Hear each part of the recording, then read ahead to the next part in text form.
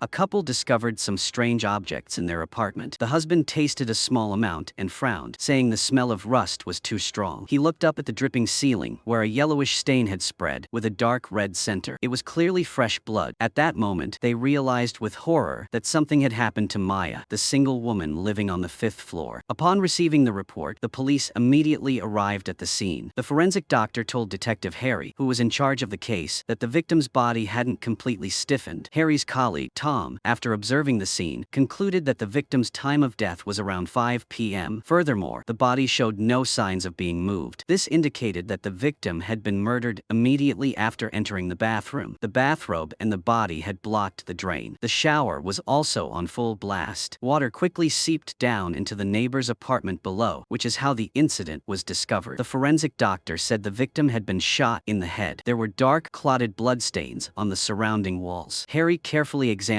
the body. From the angle, it appeared to be a gunshot from above, indicating the perpetrator was taller than the victim. The extent and distribution of the gunpowder burn on the skin suggested the perpetrator used a short-barreled pistol. There were no signs of a violent struggle at the scene. The victim's right eye socket was slightly scratched, and her left index finger was severed. The cut suggested the perpetrator may have used wire cutters or a sharp knife. The severed finger was missing, possibly taken as a trophy. He clearly hoped the body would be discovered quickly, so he deliberately left the shower running continuously. The killer's methods were incredibly cruel and deranged. Harry questioned the couple who discovered the body downstairs. The husband, a highly controlling man, constantly prevented his wife from speaking. He himself was jumping for joy, but he only talked about religious topics unrelated to the case. At that point, Harry speculated that the killer might have had a romantic entanglement with the victim. The smile on the husband's face suddenly vanished. He interrupted Harry, saying that all of this was absurd. The police knew absolutely nothing about the girl, so on what basis were they making such claims? During the subsequent questioning, the husband was very cold and said nothing more. Harry realized he couldn't get any more information, so he left. Before leaving, he noticed a cross-shaped ornament in the couple's house. Combined with their conversation, it was very likely that this was the husband's religious belief. On Monday, after the murder, Harry's superior, Ivar, met with him and delivered a cruel decision. Previously, Harry had been suspended from duty for alcoholism. Ivar had given him a chance and protected him, preventing his dismissal from the police force. But recently, he had been drinking again. He had even been caught drinking by colleagues while working on cases on several occasions. Ivar was extremely disappointed in him and had prepared his resignation letter. Once the necessary procedures were completed, he would have to leave the police force at the end of the month. However, during this time, Harry never abandoned his responsibilities as a police officer. That evening, he received a call from the forensic doctor. The police had found the murder weapon in a trash can, not far from the crime scene, a short-barreled pistol of Czech origin. The serial number had been polished away, making it impossible to trace its origin. Upon their initial visit to the scene, they had discovered a scratch on the victim's right eye socket. Actually, it was because a small red star-shaped gemstone had been placed under her eye. But even with these clues, the police couldn't deduce the killer's motive or identity. Unexpectedly, that night, when Tom returned home, he noticed a woman wandering downstairs. He felt pity and placed a red, star-shaped gemstone in her begging cup. Harry couldn't rest easy about the murder. While he slept, the victim's face kept appearing, plunging him into nightmares. After waking from the nightmare, he decisively called the forensic doctor to ask if they had found any new evidence. It was then that he learned the star-shaped gemstone wasn't sold in jewelry stores in Norway. They had to consider the possibility that the killer was a foreigner. The next morning, Harry went to the police station. Besides the evidence and the murder weapon, the forensic team also found a 5-pointed star carved into the crossbeam above the bed at the crime scene. The carving didn't look like it was done by the victim, so it was very likely left by the killer. It was like a gemstone placed under the victim's eye. Harry felt it was a clue the killer had deliberately left behind. He remembered the victim's severed finger being taken away as a trophy, and a chill ran down his spine. The killer's methods matched the behavior of a serial killer perfectly. This murder could very well be just the beginning. However, while Harry was completely focused on the case, Ivar came to inform him that the case had been assigned to Tom. He no longer needed to participate in the investigation. Due to a staff shortage, Ivar had recently received a report about a missing person case. If Harry wanted to find something to do before leaving his position, he could try investigating something. Harry followed the address to the local affluent residential area. The person who opened the door for him was a well-known Willie who lived on the 5th floor. He heard that the missing person was Willie's wife, Lisbeth, a second-rate actress. She was due to rehearse for a new play in just a 11 days, but 2 hours earlier, she had gone to the supermarket to buy pork ribs and had disappeared. Willie led Harry to the balcony, where they had last seen each other. Two friendly female neighbors across the street greeted them, but when Harry looked down, he noticed the clothesline on the lawn below was coincidentally arranged in the shape of a heart. Harry calmed down and asked Willie why he had rushed to call the police when his wife hadn't been home for only 2 hours. Willie explained that his wife had left the house in a bikini and the supermarket was only a few minutes walk from the residential area. Even if she was a little late on the way, it was impossible for her not to have returned in 2 hours. Furthermore, her phone was unreachable. Such unusual circumstances truly frightened him. To help him quickly find his wife's whereabouts, Harry requested the police to send sniffer dogs to investigate. Normally, in similar cases of wives being murdered, Harry always suspected the husband was faking it. But when Harry saw Willie taking out his wife's clothes, the profound grief he felt didn't seem like an act. Next, Harry questioned two neighboring women across the street. Both could testify to having seen the victim leave. Willie was always at home, so this incident was probably unrelated to him. Half an hour passed, and the police couldn't find any clues in the surrounding area. Willie gave a bitter, heavy laugh and said he had called everyone who knew his wife. Unfortunately, no one knew where she had gone. At that moment, the police dogs suddenly started barking loudly. This unusual behavior startled everyone. They immediately followed the trail. Right under the car where the police dogs were keeping a close watch, they suddenly discovered a red high-heeled shoe. Willie turned away, his hands covering his face, trembling uncontrollably, because these were the same high-heeled shoes his wife had worn when she left home. Realizing something was wrong, Harry immediately dispatched more people to expand the search. A night passed, and still there were no results. But news of the actress's disappearance spread everywhere. Local newspapers considered it a sensational news story and reported it extensively. They also seized the opportunity to criticize the police for failing to fulfill their duties. Harry was under immense pressure and was very confused. He was also distracted by 3 voicemails from Willie. The messages expressed his hope that the police could send more people, or that they were offering a reward for finding his wife, and that he had consulted a fortune teller. The professor said his wife was probably underwater. Harry felt helpless, so he paused the text message. But at that moment, Tom, uncharacteristically, reached out to Harry and said, "I know you're leaving the police force at the end of the month, so Tom wants to help you." This surprised him a little. Everyone at the police station knew how much these two disliked each other. 5 years ago, Harry and his first partner went on a bank robbery investigation. However, Harry, drunk, caused a traffic accident that killed his first partner instantly. No one knew that Tom and that partner had been in love for many years. He rushed to the scene, helplessly grasping his lover's blood-stained hand, feeling her life slowly slipping away in his grasp. Tom, who was with him, grabbed Harry by the collar and roared that it was all his fault. But Harry, reeking of alcohol, only responded with a completely blank stare. From that moment, Tom had sown the seeds of hatred in his heart. After the death of his partner, Harry began to drown his sorrows in alcohol. Later, he reformed his bad habits and returned to the police force. By then, Tom had become a shining star. His crime-solving abilities and work ethic were unmatched. However, despite being outwardly hailed as a hero of justice, his actions behind the scenes were completely unworthy of this title. He lived in a luxurious mansion and drove supercars. Such a mysterious life was absolutely not something that a meager police salary could afford. This was partly due to the mysterious organization that Martin had joined. Whenever they gathered, he and his followers would wear black cloaks and black animal masks. This was because a mysterious figure, known as the cult leader, had given them orders. Under the high priest's arrangement, they began trafficking weapons. They even created chaos, instigating wars between local gangs, leading to infighting. Once the gangs purged each other, it would inevitably affect the people. Tom did this for 2 reasons. Firstly, to create panic, giving him a reason to seize absolute power and allow the police to be armed 24/7, and secondly, to overthrow the old order and, together with the high priest, lead a new one. But what truly aroused Harry's suspicion of Tom was that after returning to the police station, he continued investigating the bank robbery from 5 years prior. After days of tireless surveillance, he and his new partner finally found a witness, a criminal involved in the arms trafficking ring. His new partner, eager to solve the case, went alone to search the witness's cabin in the suburbs. At the time, Harry was busy with his girlfriend's son practicing diving. He only had time to instruct his new partner to immediately request police assistance and absolutely not to act alone. He didn't have time to rush to the scene. That evening, Harry received news that was beyond his comprehension. After receiving the notification, he rushed non-stop to the suburbs. The forensic team examined the scene and confirmed that the witness had murdered his new partner. The first person to arrive at the scene after the crime was Tom. His testimony was that he had received a request for assistance, but arrived arrived too late. Seeing his new partner's body lying across the log cabin, he was enraged. He only wanted revenge for his colleague and fired a shot, killing the witness. Although his apology sounded incredibly sincere, Harry still believed he couldn't escape his involvement. For a long time, Harry had been secretly investigating him, but this action met with disapproval from his superior, Agnes. She reprimanded Harry for suspecting his colleagues without any evidence. No one believed Harry. He was completely isolated and had no one to help him. Now Tom told Harry that although they disliked each other, he deeply respected him. Tom also worried that Harry would lose his source of income after he left his position at the end of the month. In just 10 days, Maya was murdered and actress Lisbeth disappeared. Two heinous crimes occurred in quick succession, yet the police made no progress. Reporters at the press conference criticized their inefficiency. Faced with the wave of harsh criticism, Agnes had to stop the meeting and leave the scene in confusion. The next day, Ivar received an anonymous package addressed to the head of the department. Upon opening it, his expression changed. What was inside was clearly a severed middle finger wearing a star-shaped ring. After sending it for examination and receiving the results, he informed Agnes that the red gemstone was identical to the one in the first case, and that the middle finger belonged to Lisbeth, the missing woman. Perhaps something unfortunate had happened to her. Harry's judgment was correct. This was a serial murder case. After receiving the news, Harry went to see Willie. He was tormented by his wife's disappearance to the point of speechlessness, but he still had to force himself to manage the theater. Lisbeth's original role had been taken over by her younger sister. Although the two sisters looked alike, Willie helplessly said that in terms of acting skills alone, the gap between the younger sister and Lisbeth was not just a little bit. Harry called Willie aside to a quiet place. Seemingly sensing that he was about to deliver some bad news, Willie spoke first. He recounted his past, how he rose from a comedian to a renowned director. Harry sighed helplessly, but when Willie paused, Harry confessed that the police had received a severed finger. Willie's eyes welled up, but he tried to change the subject. He kept jumping back to the past, seemingly trying to suppress his deep-seated grief. It wasn't until Harry mustered the courage to interrupt Willie and say they had confirmed the severed finger belonged to Lisbeth that he finally broke down and sobbed uncontrollably. 5 days had passed since Lisbeth's case, but the police still hadn't found any useful clues. Around 5 p.m. that day, a man in a suit arrived at the debt processing center on the 5th floor of a commercial building in the city center. He had a meeting there in a few minutes, but climbing 5 flights of stairs had left him slightly out of breath. He rushed to the reception desk to ask for a glass of water. The receptionist, Ruth, stood up and went to the restroom to get water. The sound of running water drowned out the sound of a door opening behind her. She looked up and was startled by the sudden appearance of a figure. Trying to remain calm, she reminded him that this was the women's restroom. Had he gone the wrong way? After saying this, she bent down to pick up the glass of water she had accidentally dropped. By the time Harry received the notification and arrived, Tom had already arrived to examine the crime scene. The murder weapon was identical to the one used to kill Maya. Both were short-barreled Czech pistols fitted with silencers. Ruth had been shot in the back of the head. After her death, she had been deliberately positioned in a kneeling posture. Based on the degree of rigor mortis, Tom estimated the time of the crime to be around 10:11 p.m. When Harry parted the victim's hair, he was horrified to discover a star-shaped gemstone inside her earring. His gaze quickly fell on the victim's clasped hands, where a section of her ring finger had been severed. All the details matched the two previous cases. It seemed she was the third victim in the serial murders. The forensic team had now called in a qualified gem expert. After examining the star-shaped gemstone, the expert speculated that it had likely been smuggled from East Germany and the Czech Republic. The forensic team immediately informed Harry of this news. After hanging up the phone, he went to the used electrical goods store across the street. The store's surveillance cameras were pointed directly at the commercial building, and the store manager could see passers-by at any time. In another development, Tom attends a gathering of a mysterious organization. The leader, standing on a platform, incites his followers, declaring his intention to create a completely new, more civilized society than the present. After leaving, he coincidentally encounters a gang of thugs bullying a weaker individual in a small alley. Remembering the leader's instructions, he grabs a water pipe and attacks the thugs. He uses violence to fight violence. This is Tom, an utterly ruthless man. To achieve his goals, Martin will stop at nothing. The next day, the police invite a criminal psychology expert to analyze the series of murders. The conclusion is that the perpetrator is a male, aged between 24 and 40, and possesses an antisocial personality. The expert analyzed the case, stating that based on the killer's murder habits, the placement of the star-shaped gemstone, and the habit of mutilating the bodies, Lisbeth's disappearance could also be classified as a murder. Serial killers absolutely do not allow any mistakes in their approach. However, in these three cases, the choice of victims and crime crime scenes, upon closer examination, reveals subtle variations. Tom wholeheartedly agreed with the expert's analysis. He said that Maya was murdered in her apartment, where she lived alone. The killer could come and go without worrying about being caught or identified. Before Lisbeth was murdered, she had been abducted in the areas surrounding the wealthy residential neighborhood. The killer may even have used a car without fear of detection, indicating he had begun to accept risks. As for Ruth, her disappearance seemed more like a coincidence. It happened in the women's restroom of the debt processing center, a place with frequent foot traffic. He must have been incredibly lucky not to be caught or identified. Putting all of that together, the conclusion was clear. The person the police were dealing with was a highly adaptable, antisocial individual. At the end of the meeting, Harry questioned the man who had seen the receptionist before her death. He confessed that he had gone to the debt processing center to discuss a business deal. He was too tired from climbing the stairs and wanted a glass of water. He had seen her walk down the hallway to the women's restroom, but she never returned. During that time, besides the debt processing center staff, he had only seen a delivery man coming out of the hallway. After waiting for a while, he became impatient and went to find the client's office himself. Harry's eyes lit up upon hearing this. He eagerly asked about the delivery man's appearance and bill. The man in the suit, somewhat impatiently, replied that the man had been in a great hurry. He was wearing a black cycling jacket, sunglasses, a bicycle helmet, and a mask that completely covered his face. His facial features were essentially indistinguishable. Harry reported the clues he had gathered about the suspect, Martin, to Tom. While on the phone, he happened to pass a church. The five-pointed star on the gate caught his attention. He pushed open the door and asked the priest if the use of a five-pointed star as a church symbol had any meaning. The priest explained without hesitation that the five-pointed star was an ancient religious symbol representing light and positivity. However, when inverted so that the 2 points were facing upwards, it symbolized falling into the realm of demonology. The forensic team had completed the autopsy of Ruth and found no suspicious skin flakes, bodily fluids, or hair. There were also no signs of sexual assault. This finding surprised even the criminal psychology experts, because most serial murders are accompanied by sexual motives. However, the characteristics of this mysterious killer were clearly completely different from any serial murder case the police had investigated before. Tom emailed Harry photos of the crime scene at number 3 for him to carefully examine for any missed clues. Although he didn't know why Tom had suddenly become so considerate, Harry, wanting to solve the case as quickly as possible, focused his attention on the photos. He discovered that the man downstairs where Maya lived also appeared at the crime scene at number 3. Harry couldn't help but be suspicious. He then opened the photos of the crime scene at number 1. Unexpectedly, he actually discovered an overlooked detail. A cassette tape was found on the crossbeam above the bed. But why would such an old-fashioned item be in the house of a stylish girl born in the 2000s? It was truly out of place. Harry had been given permission by Tom to take the apartment key. By the time he rushed to crime scene number 1, it was late at night. He took the cassette tape and re-examined the five-pointed star mark on the crossbeam. Sitting on Maya's bed, he kept pondering the killer's true motive. Unconsciously, he drifted off to sleep. He wasn't woken up until the man downstairs came up. Harry went down to the 4th floor with the man to talk. The man explained that he had the manager's key. Not long ago, he had heard noises on the 5th floor. He thought it was a burglar and went up to check. Then he suddenly shifted the conversation and began analyzing the recent serial murders. He suspected that this mysterious killer had one goal: to murder all the women he considered indecent. For example, Ruth constantly changed boyfriends. Lisbeth, despite being married, was constantly involved in love scandals. Harry chimed in, asking what about Maya. He said of course, she wasn't exactly innocent either. He himself was a devout Christian. According to the teachings in Hebrews chapter 13 verse 4, God would surely judge those who commit adultery. He believed the culprit was using God's name as an instrument to carry out judgment. Harry listened thoughtfully. Before leaving, he asked the man what it usually meant if someone hit a five-pointed star on a crossbeam above the forest. The man frankly said that this kind of thing was usually done by pagans. They believed that there was a type of female ghost that would sit on the chests of sleeping people, causing them to have nightmares. So they drew stars around the forest to ward off nightmares. After returning home, Harry listened to the cassette tape. It also mentioned rumors about a ghost. He immediately handed the tape over to the technical department. The result was a heavily processed recording that made it impossible to trace the original source. The person recording spoke an old Swedish dialect mixed with Norwegian. As for the fingerprints, apart from Harry's, there were no other fingerprints. The clue was cut off again. After finishing his work, Harry went with his girlfriend's son to practice diving. When the boy mustered the courage to jump, Harry checked the observation box to show his approval. From that, he recalled Ruth's murder. He was in the electronics store across from the commercial building and saw a 5-pointed star on a TV screen. Now, thinking back, it seemed like someone had deliberately drawn it in the dust. Harry returned to the electronics store and told the manager to turn off the TV. As soon as the screen went off, a faint 5-pointed star appeared. He asked the manager if anyone had actually been there that day. The manager corrected his statement, saying that he hadn't seen any customers. However, a delivery man, completely covered in camouflage, had stopped at the TV's location for a moment before leaving. He thought the delivery man had made a mistake and hadn't paid any attention. The police collected fingerprints from the TV and took them back to the station for comparison. Soon after, they had results. These fingerprints matched the strange fingerprints found at Maya's crime scene, but they weren't in the police database. Every time a new clue was found, it immediately led to a dead end. Harry was constantly failing, so he had to seek help from an old friend. This friend was now a taxi driver, but he used to be a master at deciphering numbers. After hearing Harry's account of the clues to the serial murders, he also found it very difficult. He said the riddle left by the killer was completely different from a numerical code. To decipher it, one would have to use their subconscious or intuition. Then, combining it with linear thinking and pattern recognition, they could find a way out. A night passed, and the forensic pathologist recovered a secretion and a seed from Lisbeth's middle fingernail. The secretion contained blood, possibly from hemorrhoids. The test results showed blood type B. After hearing this news, Harry went to Willie, who was dining in a restaurant. Upon seeing Harry, Willie immediately thought of his wife. Tears streamed down his face. Harry waited until Willie's emotions calmed down before asking about the secretion. Willie admitted that he and his wife occasionally engaged in playful physical contact, usually with the actress taking the lead, so getting secretions on them was quite normal. After saying that, he couldn't control himself and burst into tears. He also advised Harry to cherish the people around him, not to wait until he lost them to regret it. That night, Harry called his new partner, but a cold female voice on the other end replied that it had gone to voicemail. He talked to himself about the unsolvable puzzles. Why did the killer choose such complicated crime scenes? Why were there no signs of sexual assault? What did the severed fingers represent? The frustration of being unable to solve the case led him to drink heavily. Lying on the boundary between sobriety and delirium, he successfully sank into his subconscious, as his old friend had said. Those clues flashed through his mind like a revolving lantern. At that moment, he understood everything. The next day, after regaining his composure, he immediately rushed to the police station to call a meeting. He instructed his colleagues to project a 5-pointed star shape onto a map of the area using a projector. The 3-pointed corners at the top, clockwise, represented the locations where the victims were murdered. This was the 5-pointed star puzzle the killer had left behind. Each time he committed a crime, he severed a victim's finger. Maya's index finger was cut off. Lisbeth's middle finger was cut off. Ruth's ring finger was cut off. The killer wanted to use this to represent the order of his murders. The 3 crimes occurred within 3 weeks, on Fridays, Wednesdays, and Mondays, with a 5-day interval between each. The victims were all murdered around 5 p.m. The victims' addresses shared a commonality. They were all on the 5th floor. Although the reason for this particular number 5 was unknown, the police were able to deduce a pattern. The killer disguised himself as a delivery person and knocked on the 5th floor apartment to murder Maya. Lisbeth was murdered in the street. It's possible the killer saw her going down from the 5th floor on the elevator's display screen, which led him to carry out his plan. If Willie had been the one going down that day, then he could have been the victim. Considering all of this, the victim could be random, and the key to the killer's choice lies in the crime scene. Therefore, by using the 5-pointed star on the map to secure the remaining 2 designated crime scenes, the probability of catching the killer would significantly increase. The police split into 2 groups. They, along with the rapid response team, went to the 4th potential crime scene, the student dormitory. But upon arrival, they informed Harry that the dormitory building only had 4 floors, completely contradicting their previous suspicions. Harry then went with the forensic doctor to the 5th crime scene. Near this area, there was only one 3-story house, and it didn't have a 5th floor. Harry clearly stated the purpose of his trip and questioned the homeowner. He learned that she had originally lived with her son. However, after her son grew up, he traveled extensively for work, only staying for a few days at a time. For a long time, she had lived alone in the large house. Harry and the forensic doctor worried that she might be targeted by the killer, so they immediately suggested sending someone to guard the place the next day. Their work for the day was temporarily finished. Harry then went to his old friend to confide his innermost thoughts. Although the mystery left by the killer had been solved, there were some things he simply couldn't understand. For example, why would the killer hide Lisbeth's body? For example, the killer clearly cut off the victim's fingers in a specific order, but Maya's severed finger was her index finger. So why didn't the killer start cutting from her thumb? As the day approached, when the perpetrator was about to commit the crime, time, the police continued to split into two groups. Tom deployed surveillance forces near the student dormitory. He instructed officers to notify all students a day in advance not to leave their rooms. At 5 p.m., if anyone appeared within the surveillance camera's range, the police could directly target them as the suspect. Harry also joined them, guarding the student dormitory, leaving only the forensic doctor to protect the female homeowner inside the house. 10 minutes had passed since 5 p.m., and the perpetrators still hadn't shown up. Just when everyone thought he might have given up, an officer saw someone enter the elevator through the surveillance screen. Tom immediately ordered his team to approach and apprehend him. However, this person was just an ordinary male student. He had only returned to school that afternoon and hadn't received the order to stay in his room. Meanwhile, the forensic doctor was chatting with the homeowner. She said her son's name was Martin, 43 years old. He was a businessman involved in import-export trade, residing year-round in Prague, the capital of the Republic of Books. However, he had been coming home quite frequently in the past 4 weeks, visiting her about once every 5 days, and today happened to be his home day. She even showed him a necklace he had given her, proudly saying that such an exquisitely cut star-shaped gemstone could only be found in Prague. Upon hearing this, the forensic doctor was stunned. Could this Martin be the culprit they were searching for? She quickly reported this to Harry. When Harry mentioned the name to Tom, Tom's face showed utter bewilderment. Hearing Harry say he had notified the police and sent them to the house, Tom immediately lost control, shouting for them to stop. Facing the suspicious gazes of the police officers, Tom explained that he felt Martin might be on his way home. If he saw the police cars, he would certainly try to escape. Therefore, he instructed all the officers to wait for orders while he set off alone to the house. Upon arrival, Tom used the excuse that the killer was too dangerous to order the forensic doctor and the homeowner to hide in the kitchen. They were not to take any action without his permission. At the same time, Harry, who had remained in the student dormitory awaiting orders, noticed a 5-pointed star mark on the door of room 406 on the 4th floor, visible in the surveillance camera footage. He led the officers to the door. A sealed piece of paper was taped to the door, stating that they should return in 4 weeks. His heart sank. 4 weeks was the exact time before the series of murders occurred. But when he broke down the door and stepped inside, it was clean and tidy, with no victim and no traces of blood left by the killer. Turning around, he caught a glimpse of a long decomposed left hand on a bookshelf nearby, the thumb severed. The index finger was pointing upwards. Harry retrieved a key from beside the left hand. The fire station provided each student with a storage room in the attic above the 4th floor. In a sense, it could also be considered the 5th floor. He used the key to open the storage room, corresponding to room 406. Sure enough, there he found the body of a male student wrapped in a plastic bag with a cassette tape stuffed in the victim's mouth. Judging from the killer's act of severing the victim's thumb, victim number 4, a male student, had had his thumb cut off. He was probably the first victim. This means the series of murders began long before the police realized it. So far, there have been 4 victims. The killer only needs the final step, cutting off the little finger of the 5th victim, to complete his 5-pointed star crime plan. At this moment, Martin entered the yard. As soon as he pushed open the door, Tom pointed a gun at him. This scene left him stunned. Looking at Tom's face, it was clear they knew each other. But Tom, wanting to maintain a clean relationship with Martin, shouted at him, ordering him to immediately drop the gun. The forensic doctor, hearing the commotion, rushed down to assist Tom. Following standard procedure, Martin was taken to the police station for questioning by Tom. During this process, he kept looking up and down. Afterwards, he was detained to await the next trial outcome. Harry sat listening to the tape that had been taken from the student's mouth. The recording was still unprocessed and indistinguishable. The words on it were religious in nature. It was unclear what the killer was trying to express. The police held a press conference announcing the suspect's arrest. Ivar also revealed that they had found a check-made gun in Martin's bag, along with star-shaped gemstones identical to those already found. Barring any unforeseen circumstances, Martin could be convicted very quickly. A forensic technician rushed over to tell Harry, who was listening in, that they had matched the strange fingerprints found at the scene. They matched the fingerprints of victim number 4, which was also the severed thumb of the first student. This proved that the killer carried that thumb with him every time he committed a crime to leave a trace. But even if they found out something, it probably wouldn't concern Harry anymore, because today was the last day of the month. Tomorrow, he would officially leave the police force. In contrast, Tom, thanks to his successful case, was about to be promoted to police chief. But with no way to make a living, Harry understood that the coming days would be very difficult for him. After careful consideration, that evening Harry arranged to meet Tom and expressed his willingness to accept his offer to join the small projects he had mentioned before. Tom also explained to Harry that the organization he was involved in needed to expand its workforce and would use some rather extreme extreme methods to clean up the scum of society, such as Martin. Tom said that during the previous interrogation, Martin had arrogantly declared that he had forged a psychiatric certificate. He wouldn't go to prison, but would be transferred to a psychiatric hospital. If he behaved well afterward, he could be discharged from the hospital in a few years. Since the law couldn't punish him, Tom decided to use the organization's methods to deal with him. Harry's first mission after joining was to go to the prison and poison Martin. Then, he had to fabricate the scene to make it look like Martin had done something reckless. The next day, Harry kept his appointment with his girlfriend and went to the theater to see the premiere of Willie. A reporter approached Harry and questioned him about Tom's character. Clearly, he had strong opinions about Tom's promotion to police captain. He believed Tom was in the wrong position and was a hypocrite. Hearing this, Harry told his girlfriend to wait where they were. He then asked the reporter for his business card, promising to contact him later. After the premiere, he took his girlfriend home. Late that night, he went to the prison to meet Martin. Although Harry had lost his police status, the jailer, who was Tom's man, had been notified beforehand. Therefore, he conveniently opened the door for Harry. However, after putting on Martin's gloves, Harry had no intention of attacking him. Before arriving, he had investigated another identity of Martin, an arms smuggler. Initially, when he hypothesized that Martin might be the real culprit, the panic on Tom's face only fueled his suspicion. Later, when Tom apprehended Martin alone, he had two guns in his possession. One was a police-issued gun, the other he claimed belonged to Martin. Harry had suspected Tom couldn't completely distance himself from the arms trafficking. Therefore, he reasoned that Tom feared Martin would reveal the entire arms deal after his arrest. So, Tom persuaded Martin to cooperate with the police investigation. During the interrogation, Tom deliberately avoided the surveillance cameras, subtly signaling to Martin to confess to the murder. Tom promised to find an opportunity to get Martin released. At the same time, Tom secretly sent Harry to deal with Martin, his main purpose being to use Harry to completely cover up the smuggling operation. Upon hearing this, Martin realized he had fallen into Tom's trap. He admitted that his earlier deductions were completely correct. He hadn't committed the murder. To survive, he readily cooperated with Harry. He would testify against Tom in court, but the prerequisite was that Harry find out who was using the murder to frame him. The immediate problem was that if Tom discovered the plan had failed, he would certainly send someone else to deal with Martin. So Harry moved Martin out of prison and to another location. The warden, believing it was Tom's order, didn't dare stop him, but for safety, he still called Tom to let him know. Harry and Martin hid together in dorm room 406. Martin told Harry about his past. In 1990, Martin was just over 20 years old. He relied on a smuggler who specialized in selling star-shaped gemstones. With this man's support, he developed his business later on. Then he discovered that the profits from arms trafficking were even higher, so he decisively decided to do both. It was also at that time that he met Tom, who used the alias Prince, but he was extremely cautious, so every time he met someone, he had someone disguised as a tourist take pictures. At that time, it was mainly because he was afraid that some customers would default on their payments. He thought that having Tom on his team would give him the upper hand. Unexpectedly, this later became the only crucial evidence to point to Tom. Currently, Martin has met a customer who can be said to be very principled. Each time, the client paid a large sum of money to buy a Czechoslovakian pistol with a silencer attached to a star-shaped gemstone. The delivery method was rather peculiar. Every 5 days, Martin had to place the order in a trash can in a Norwegian park. This is why, whenever a case occurred, he coincidentally returned to Norway from Prague. However, he assumed that since he didn't know many Norwegians, there wouldn't be any risk. He recalled a one-night stand with a Norwegian woman in Prague who was still on her honeymoon at the time. Martin said similar transactions had taken place 4 times, but on the 5th attempt, the client requested delivery twice. However, because he was arrested by the police, both attempts failed. This was only his one-sided account, so Harry couldn't completely trust him. Almost everyone in the police department was Tom's man. The person Harry could trust most right now was the forensic doctor. He remembered her trying to extract photos of the park uploaded by tourists to prove that Martin had indeed been present at the park during the delivery time he had confessed to. She also discovered a group photo of tourists that included the delivery man, the very person they had been chasing. The forensic doctor reported all the clues to Harry and mentioned a new test result. The seed extracted from Lisbeth's middle finger was fennel. As soon as this was said, all the fragmented clues suddenly connected in Harry's mind like lightning. He knew who the culprit was. That night, the second performance at the theater was a great success. Lisbeth's sister had become an even more outstanding actress than her. At the same time, the sister had usurped her position as Lisbeth's wife. After the performance ended, Lisbeth's sister had climbed into Willie's bed. The waterbed beneath, though soft, always felt uncomfortably heavy, and she could faintly smell alcohol. She resolutely flipped up the sheets to get a closer look, but the water in the waterbed had already been replaced with alcohol. Inside, a corpse with a ferocious face was hidden. A short while later, Harry, braving the heavy rain, ran to the wealthy residential area and sneaked into Willie's house. Willie was actually back in bed. Seeing Harry, Willie was surprised and asked how he got in. Harry told him not to pretend anymore. Harry said, "I knew you were the murderer of the serial killers all along, because every day Willie ate the same dish without fail. This included breakfast and the day his wife disappeared. The dish contained fennel seeds. Based on the digestion time, the fennel seeds could only have gotten into Lisbeth's fingernail after she was dead. Therefore, Harry concluded that Willie had killed Lisbeth. He then cut off her middle finger and hid it in alcohol before the police arrived." Hearing this, Willie no longer feigned innocence. He confessed that he thought the police would bring police dogs to the crime scene, so that was the best place to hide the middle finger. The reason he committed the series of murders and deliberately left the knife pointing towards Martin was because the woman Martin had a one-night stand with during their honeymoon was Lisbeth. If it had just been a one-night stand, it would have been fine. But this year, Willie found letters between the two of them in the house. He was furious and consumed by revenge. Coincidentally, he had kept Martin's business card when he bought a star-shaped necklace from him previously, so he impersonated that customer. Every time Martin brought diamonds back to Norway, he fabricated the identity of a serial killer. He did this to orchestrate a meticulously planned revenge plot against his wife. As the saying goes, the best place to hide a leaf is in the forest. To conceal his motive for killing his wife, he deliberately created a series of murders to cover up his personal vendetta against her, using the illusion of innocent killings. Indeed, as the criminal psychologist had said, he was a man with an antisocial personality. Willie quickly grabbed the gun hidden under the pillow, forced Harry to look at his reflection in the water, and began counting down from 5. But when Harry opened his tightly closed eyes, the expected gunshot never rang out, and Willie had vanished. He followed the sound of running water into the bathroom. There, only the body of his sister Lisbeth lay kneeling like a criminal. A piercing scream outside the window made Harry rush to the balcony to investigate. Downstairs, Willie's body had been impaled by a 5-pointed star-shaped clothes rack. He died instantly. Harry calmed down, turned on his cell phone, and immediately received a message from Tom. He had kidnapped his girlfriend's son. The moment Harry had to confront Tom directly had arrived. Harry didn't try to avoid him. Instead, he gave the student dormitory address and returned there, hiding a gun in the elevator. He and Martin waited for Tom in the hallway. There were surveillance cameras there. Even if Tom came, he wouldn't dare act immediately, but perhaps due to recent intense debt collection efforts and the fact that the surveillance cameras couldn't record their conversation, Tom suddenly revealed the real reason behind the death of his new partner. That day, when the new partner chased after the witness to the log cabin, he coincidentally saw Tom making another transaction with the witness. He immediately requested backup, wanting to arrest both of them. Unexpectedly, Tom soon discovered his existence. Tom tied him up in the wooden house to cover his tracks. Tom also fabricated the scene to make it appear as if a witness had killed his new partner. After arriving to provide backup, Tom avenged him. Having said that, Tom forced Harry into the elevator. There were no surveillance cameras inside. Harry made a different decision. He gripped his dagger tightly in his right hand, turned around, and attacked Tom. Taking advantage of Tom's unpreparedness, Harry slipped into the elevator and immediately started it. He also removed the handcuffs between himself and Martin, but Tom still broke the glass door, intending to shoot and kill him. In that crucial moment, Harry grabbed Tom's outstretched arm. Harry restarted the elevator to this floor. After finding his gun, he returned to the hallway to confront Tom. But due to excessive blood loss, Tom no longer had the strength to raise his gun. He slowly slumped his head down. At this point, the cases were solved. Agnes praised Harry's performance and allowed him back to work. She asked why he suspected Willie. Harry's answer was that the Duke of Wellington's sound engineer, John Tyrone, never tuned a piano to absolute precision, but the delivery assassin had tuned it far too precisely. Agnes said she suspected Tom wasn't the only police officer involved. There must be others behind it. So, did Harry hear Tom mention anyone else who might be connected to him, or any clues to investigate further? Harry shook his head. Agnes didn't ask any more questions, only reminding him to keep it a secret until the investigation was complete. Harry agreed, but after leaving, he called a reporter and promised to send her photos of Tom trading weapons. Harry told the reporter not to reveal his identity, but to expose the case. For a period of time afterward, no more gruesome cases occurred. But just when everyone thought the city was finally at peace, the cult leader behind Tom, who was pulling the strings, took off his mask. Unexpectedly, it was Agnes. The film ends here. Thank you for watching. Goodbye, and see you in the next videos.